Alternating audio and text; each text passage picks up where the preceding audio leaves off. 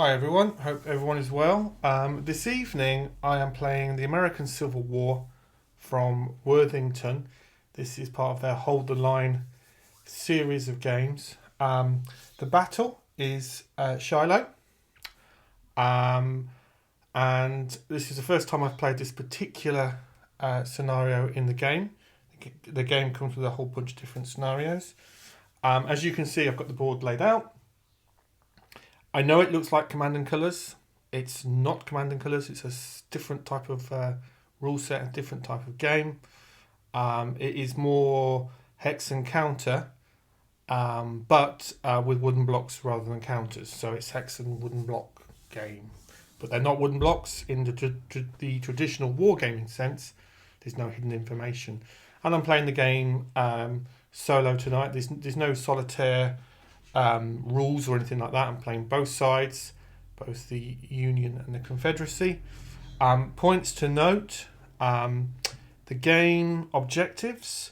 The Confederates have to get 6 victory points. That means they need to eliminate 6 units. There aren't too many units on the board at the moment, and that's because the Union have reinforcements. So Confederates need 6. Union will be bringing some reinforcements on the board around turns 5 and 12. There's quite a few turns to this particular scenario. If that game lasts as long as that, it may not do. Then the Union have to get 6 as well, and there's plenty of Confederate units on the board for them to tackle and deal with. There's also a victory point right over here. That is Pittsburgh Landing for the history fans here. That represents that. Other noticeable landmarks on the map. The map is abstract, obviously, and not highly detailed, compared to some hex counter war games that we may be familiar with, but it serves its purpose. So historical points of interest, we have the Shiloh Church here. We have Hornet's Nest here, the Bloody Pond there, and the Peach Orchard there. The Union do have 2 gunboats. I'm not sure if they're on camera or not. They may just be slightly off camera. There's a river over to the camera's right, just across there. This is a fairly quick playing war game. So depends. It could be quite a few turns. So what I'll probably do is play a couple of turns and then give a summary as to what's happened in the action, as I do normally. I am looking for a strong narrative from this game session tonight.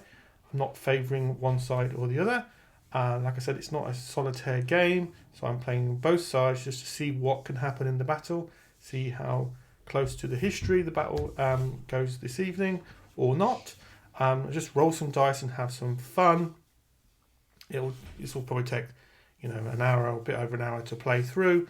And we'll see how we get on. But like I said, I'll probably stop every few turns and just give a brief summary of what has happened and how the narrative of the battle is taken part. I should have said actually, the Union reinforcements that come on at turns 5 and 12, they'll be coming on from the top right of the board here as the camera's looking at the board.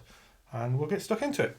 So at the end of turn number 3, the Union have retreated their units into these defensive positions here, or starting to move into defensive positions. There's also a couple of units over there that moved to the right of the camera, have moved into defensive position. They've moved actually into Pittsburgh Landing area. So then I took a gamble for the Union, really, and they held 1 unit here into this. There's a woods here. But the Confederates, using cannon and then following up with close combat, eliminated the whole unit. So the Confederates are already at 1 victory point. The Union, seeing this massive number of troops and cannon, there's also some cavalry here just out of sight, have decided to pull back, and the Confederacy are pushing across the battlefield. The next couple of turns, the other thing I should have said actually, I forgot to put a couple of leaders on the units there, which I have done. Always manage to forget to do something when setting up a war game. One tries one's best, but invariably, I am using a couple of optional rules as well. I should have said so. When the Confederacy foot infantry took this here, I'm using the optional rule that they can move into the hex, and the cannon would stay here. This is a sort of a rule I've used from sort of more Napoleonic era, but I've sort of thought the artillery would be a little bit behind the infantry. They'll be able to move next turn, no problem. Just gives it a little bit more flavour. There are a couple of other optional rules that I may use. So, for example, there's one, looking at the rule book, there's one where units that have not been fired on in the current turn may be rallied. So I'll probably use that one as well. I quite like that one as well. So what I'll do, I think the next couple of turns, I think are going to be mostly moving. So I may do 2 or 3 turns before I put the camera back on and explain how the battle is shaping up. But I think because you can't, every turn you can't move, basically you can't move and shoot and fire and do all the combat with everything. You have to make choices with this game. You get a certain number of activation points, and you have invariably more units than you have activation points. So normally the turns actually, even though this is a battle which we may do like 20 turns or 20 odd turns, the turns move at a really rapid rate of speed. So we'll do a couple of turns until we get into some sort of more fighting. But I think what we'll do is the Confederacy are going to obviously move across the battlefield. They are wanting to get to Pittsburgh Landing. The Union are going to try and hold them up at the Hornet's Nest and the Peach Orchard, and we'll see how that works out. But so the next couple of turns, I think it's going to be moving the units into position. Just done turns 3, 4, 5. I may have misspoken before. The first 2 turns, and I've just done 3 turns in a row now. And it's just give everyone a quick update. So the Union have got reinforcements. Now they're just off camera. They are just to this sort of area here, as it were. They have 2 units of infantry, and they have a unit of artillery. And they've moved into defensive positions here in these key areas here.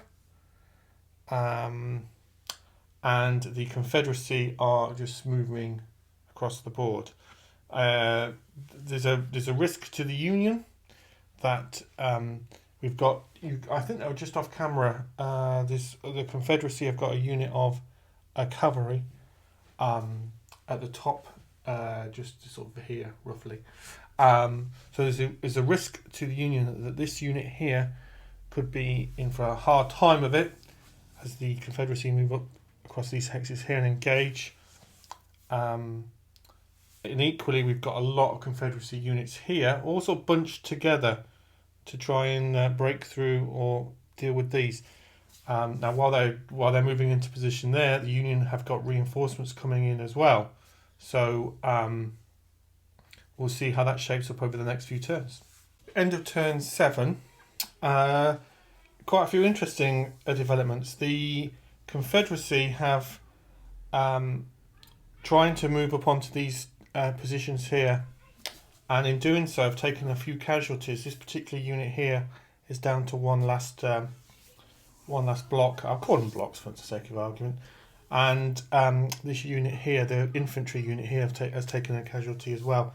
And the Union have been able to form up into some good defensive positions. So we've got units here.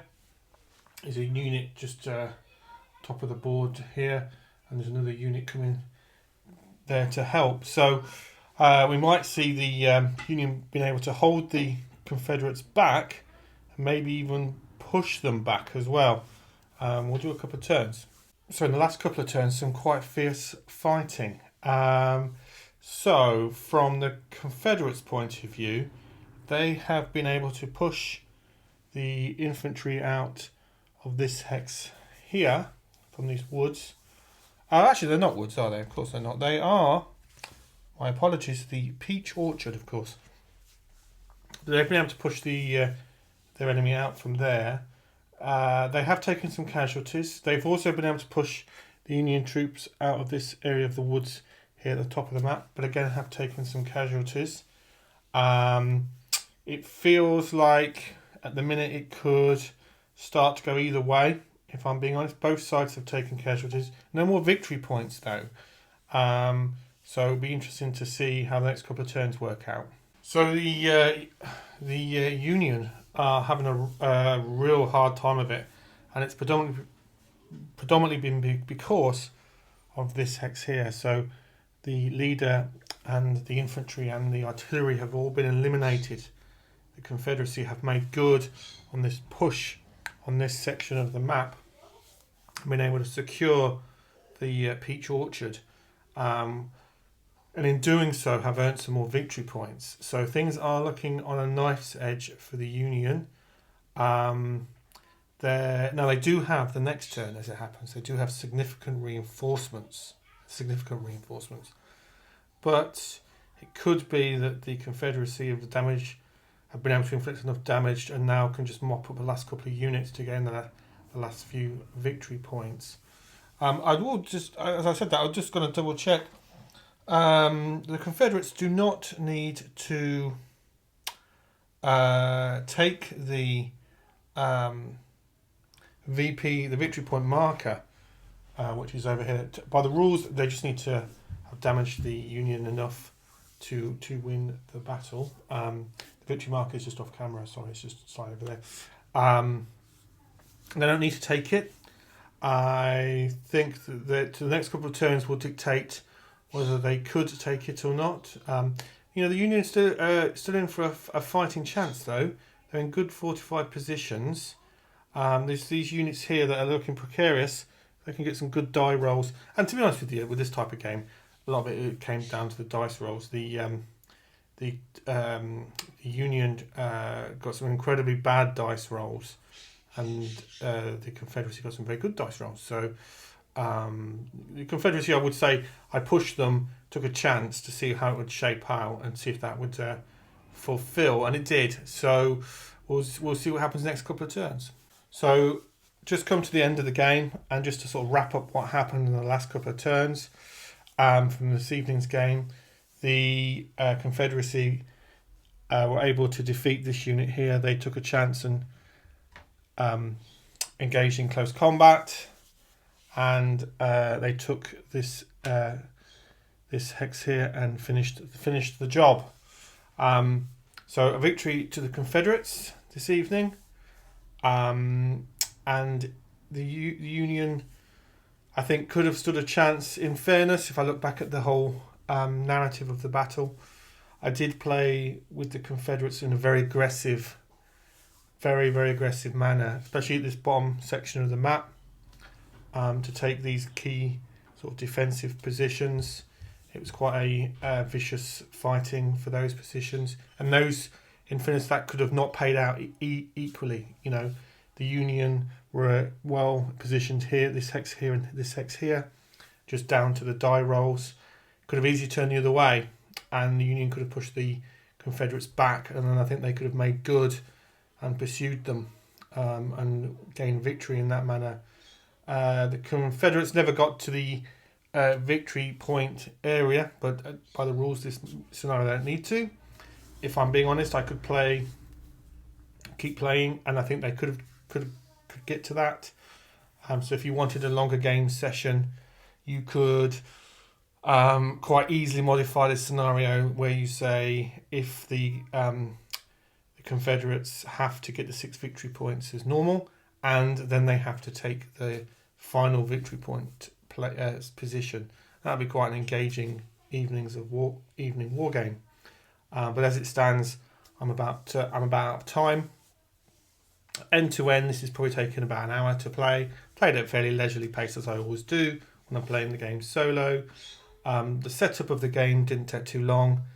As with all these sort of games, getting all the right wooden pieces, I wouldn't call them blocks really, but wooden pieces together, takes a little bit of time. But a very enjoyable evening playing the battle, a very famous battle of the American Civil War. Like I said, it didn't take too long to play. The real strong pace with this game. It's a great game for introductory wargaming, and a great game If, like me, you play a lot of games that are very involved, quite complex, I'll say, take a long time to play. Sometimes you just want an evening where you can set up a game and play it in an hour or just over an hour, and it feel fulfilling and is a strong narrative. And that definitely is the case with this battle this evening. So I really enjoyed my time with this game this evening. I will play a couple more of the battles for a video anyway, and then at some point I'll do a full review with my thoughts. The game has some very interesting mechanics, and like I said at the beginning, it's very easy to look at this game series and think it's like Command and Colours, and it is. Although it looks similar, it's a very different thing, and a very enjoyable evening. So thanks for watching as ever. If you've played this particular scenario, I'd be super interested to hear any thoughts on how it turned out for you. If you've played this game, I'd be interested to hear any thoughts. So please put any thoughts in the comments. That would be great. And take care. And again, thanks as always.